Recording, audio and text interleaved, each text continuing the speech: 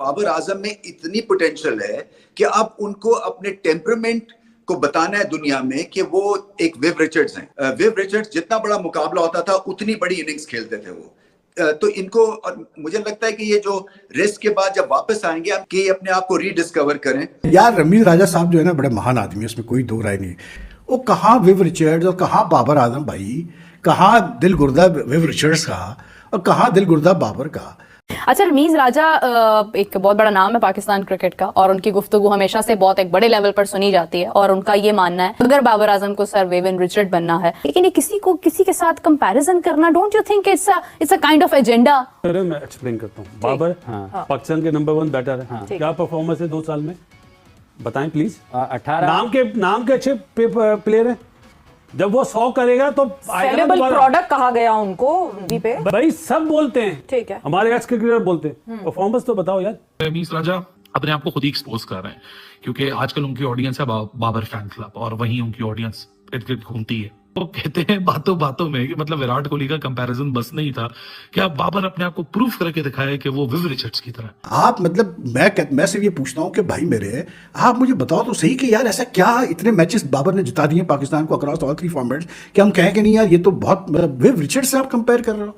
खुदा खौफ करो यार, विव रिचर्ड्स वो आदमी था जो फ्रंट फुट पे इमरान खान जैसे को मतलब जो है वो छक्के के लिए पुल करता था। विव वाज विव यार, किंग था वो बैटिंग में, और ये बात कर रहे हैं बाबर को उससे कंपेयर कर रहे हैं। तो बाबर को रेड लाइन बनाया किसने?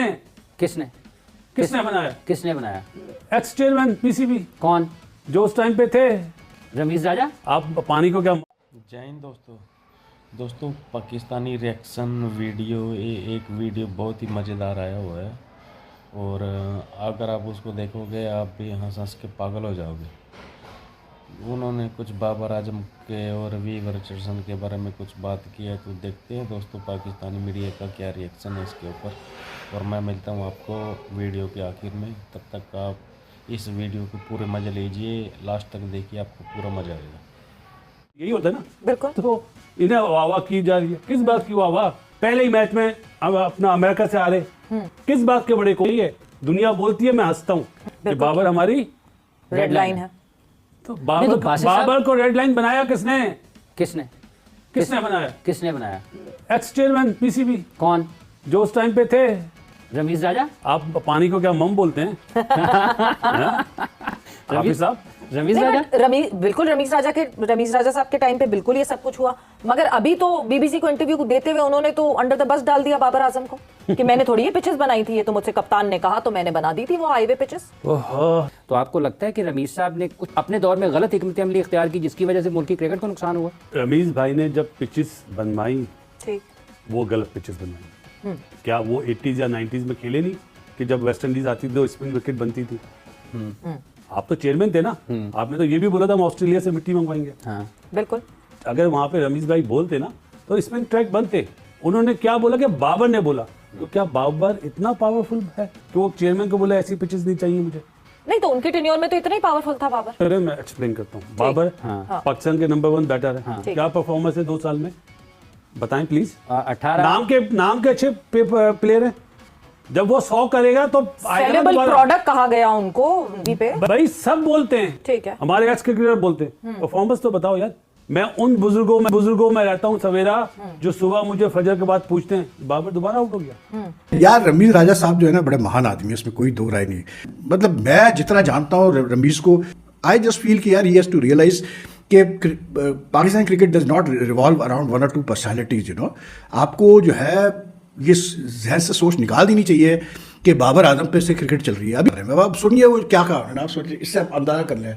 There is so much potential in Babar Azam. अब उनको अपने टेम्परामेंट से बताना है दुनिया में कि वो एक विव रिचर्ड्स है। Now he has to prove to the world with his temperament that he is Viv Richards.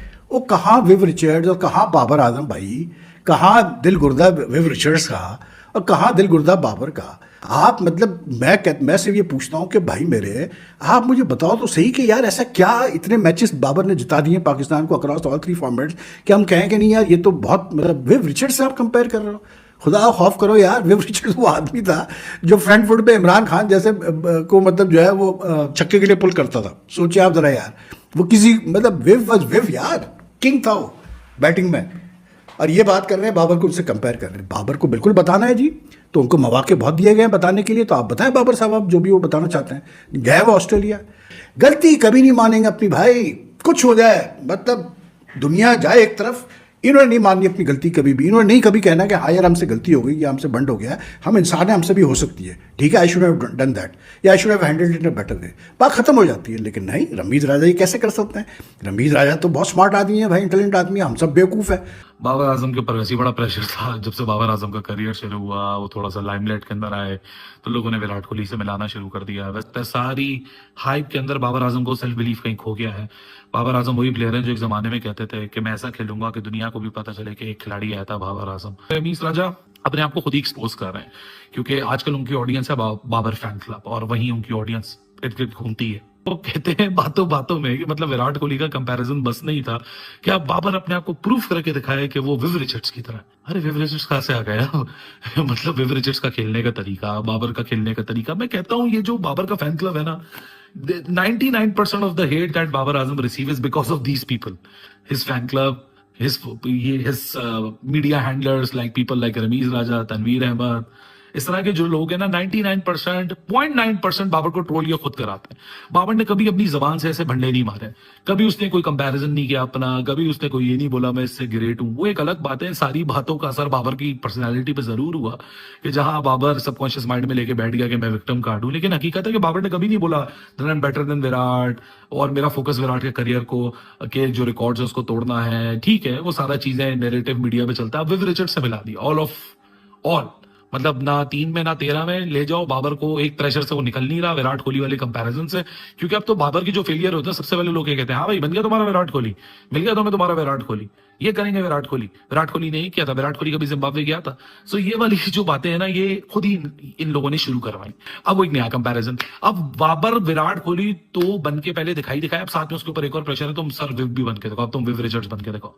अबे विव रिचर्ड्स उस जमाने की बला थी, उस जमाने के जो बॉलर से वो थर थर कांपते थे। मतलब अब तो कोई ऐसे बैटर नहीं है जो विव जैसे थर थर कांप रहे हो। मतलब अब तो पूरी क्रिकेट ही तब्दील हो चुकी है कि पहले एक प्रेशर कम था, पहले एक नैरेटिव कम थे, अब एक और नैरेटिव डाल दिया आपने बाबर के सर पे। अब तुम सर विव रिचर्ड्स बन के दिखाओ हमें, तो हम तुम्हें मानेंगे भाई साहब तुम कितने पानी के अंदर हो। तो कमाल है यार, पाकिस्तान क्रिकेट में जो कम हो जो ज्यादा हो वो कम है।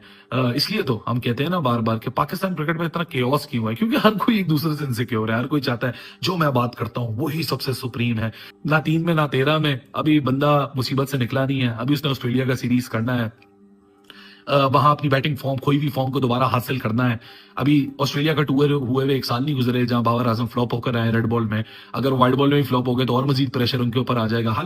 अच्छा, रमीज राजा एक बहुत बड़ा नाम है पाकिस्तान क्रिकेट का, और उनकी गुफ्तगू हमेशा से बहुत एक बड़े लेवल पर सुनी जाती है, और उनका ये मानना है अगर बाबर आजम को सर विविन रिचर्ड बनना है तो आप मुझे ये बताएं कि रमीज राजा एक ऐसा नाम है कि जिनसे जुड़ी हर बात जो है ना वो इम्पैक्ट रखती है, और रमीज राजा बाबर आजम के हक में बोले हैं, कोई मसला नहीं है, उनको बोलना चाहिए, बिल्कुल बोलना चाहिए। लेकिन ये किसी के साथ कंपैरिजन करना, don't you think it's a kind of agenda, और it's just about to portray something? देखें, हमारी सबसे बुरी आदत ये है कि हम जब साउथ शकील शो करता है उसको हम ड्रेविड के साथ मिलाना शुरू कर देते हैं, और जब हमारा बाबर आजम जो है वो शो करता है हम उसको विराट कोहली बना देते हैं। अगले मैच में आउट होता है तो उसको जिम्बाब्वे कहने शुरू कर देते हैं। तो ये तो हमारा अलमी है कि हम लोग जो है वो चढ़ते सूरज को सलाम करते हैं। बाबर आजम को हुआ क्या है? किस चीज़ पे? किसी भी चीज में परफॉर्मेंस को क्या हुआ है? मतलब वो उनके एटीट्यूड को क्या हो गया है? ये बाबर वो बाबर क्यों नहीं है जो पहले वाला प्रेशर होता है जस्ट। नहीं तो what happened to him actually? What is the pressure? Why is he not performing? Pressure यही होता है जब लोगों के परफॉर्मेंस क्यों नहीं आ रही, कोई उन पर काम क्यों नहीं कर रहा? ये कभी नहीं हो सकता कि अच्छे प्लेयर पे बैड पैच ना आए। ये आराम ना लेने की वजह से भी आप लोग जो है वो थकावट का शिकार हो जाते हैं और ज़हनी तौर पर आप टॉर्चर होते हैं। यही प्रॉब्लम है। ठीक है, हमारे प्लेयर्स को इनसिक्योरिटी है। अब बाबर वापस आए हैं, कामरान गुलाम ने उनकी जगह तो नहीं। तो दोस्तों आपने देखा वीडियो में रमीज राजा हैं वो कैसे बोल रहे थे।